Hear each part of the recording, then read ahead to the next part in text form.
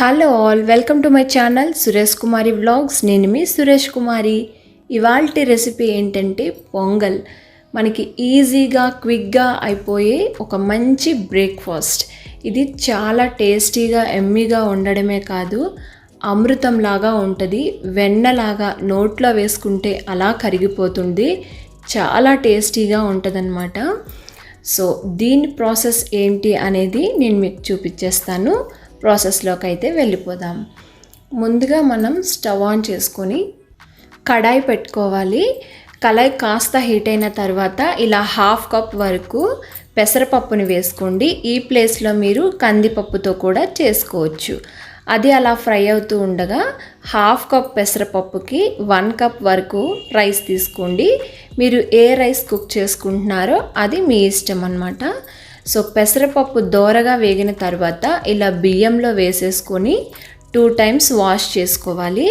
Just wash చేసుకుంటే సరిపోతుంది, నానబెట్టాల్సిన అవసరం ఏమీ లేదు. 2-3 టైమ్స్ మనం వాష్ చేసేసుకుందాం. వాష్ చేసుకున్న తర్వాత మనకి ఇలా పొడి పొడిగా ఉంటుంది. సో నెక్స్ట్ మీరు కుక్కర్లో చేస్తున్నారా లేదా నార్మల్ గిన్నెలో ఉడికించుకుంటున్నారా అది మీ ఇష్టం. నేనైతే కుక్కర్లో చేస్తున్నాను అన్నమాట.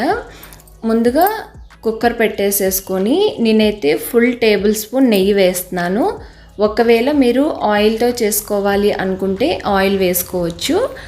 1 టేబుల్ స్పూన్ ఆయిల్ అయితే సరిపోతుంది. బట్ నేను ఇక్కడ నెయ్యితో చేస్తున్నాను. నెయ్యితో అయితే టేస్ట్ చాలా బాగుంటుంది. మనం వాష్ చేసుకున్న పెసరపప్పు బియ్యాన్ని ఈ నేతిలో వేయించాలన్నమాట. ఇది మస్ట్. దీన్ని మాత్రం ఖచ్చితంగా స్కిప్ చేయొద్దు. ఖచ్చితంగా ఇలా ఫ్రై చేస్తేనే దీని టేస్ట్ చాలా బాగుంటుంది అన్నమాట. మనం ఫ్రై చేసుకున్న తర్వాత ఏ కప్పుతో అయితే మనం రైస్ తీసుకున్నామో అదే కప్పుతో 6 కప్పుల వరకు నీళ్లు పోసుకోవాలి. ఇది కరెక్ట్ మెజర్ అన్నమాట. ఇందులోనే 1 టీ స్పూన్ అంతా సాల్ట్ వేసుకోండి. అది మీ టేస్ట్కి తగినట్లుగా ఒకసారి కలిపేసేసుకొని కుక్కర్ మూత పెట్టేసుకోండి. కరెక్ట్గా 4 విజిల్స్ వస్తే పర్ఫెక్ట్గా కుక్ అవుతుంది. ఇంకా మీరు ఉంచేశారు అని అనుకుంటే విజిల్ మెత్తగా అయిపోయి పలుకులాగా రైస్ అనేది రాదన్నమాట. సో కుక్కర్ విజిల్ వచ్చేలోపు మనం పోపు తయారు చేసేసుకుందాం. అల్లం, మిరియాలు, జీలకర్ర, కరివేపాకు, 6-7 వరకు పచ్చిమిరపకాయలు, అలాగే జీడిపప్పు. ఇది ఆప్షనల్, మీకు ఇష్టమైతే వేసుకోవచ్చు. అది క్వాంటిటీ కూడా ఇంత అనేది ఏం లేదన్నమాట. సో 4 విజిల్స్ వచ్చిన తర్వాత రైస్ పప్పు ఇలా కుక్ అవుతుంది. సో దీన్ని మీరు మెత్తగా మ్యాష్ చేసుకోవాలన్నమాట. ఇలా మెదుపుతూ ఉంటే మ్యాష్ అయ్యి కాస్త జారుడుగా వస్తుంది అన్నమాట. ఒక జారుడుగా జావలాగా వస్తుంది అన్నమాట. చాలా బాగుంటుంది.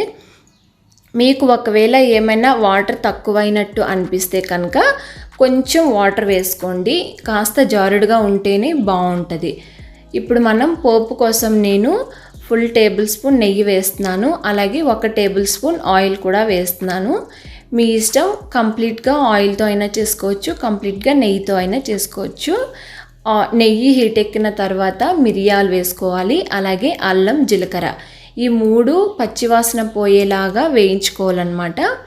నెక్స్ట్ కరివేపాకు, పచ్చిమిరపకాయలు, ఎండుమిరపకాయలు కూడా వేసేసుకోవాలి. చూస్తున్నారు కదా, ఫస్ట్ పచ్చిమిరపకాయలు, అలాగే ఎండుమిరపకాయలు, కరివేపాకు ఈ 3ంటిని వేసుకోండి. పచ్చి కరివేపాకు అయితే చాలా బాగుంటుంది టేస్ట్ అనేది. నెక్స్ట్ జీడిపప్పు వేసేసుకుందాం. అయితే ఇవన్నీ దోరగా ఫ్రై అవ్వాలన్నమాట. అలా అయితేనే పోపు చాలా బాగుంటుంది. జీడిపప్పు వేసేసుకొని మంచిగా జీడిపప్పు అనేది కలర్ వచ్చేంత వరకు ఫ్రై చేయండి. కరెక్ట్గా జీడిపప్పు వేగిపోయింది అన్నప్పుడు కాస్త ఇంగువ వేసుకోండి. టేస్ట్ ఇంకా ఎన్హాన్స్ అవుతుంది.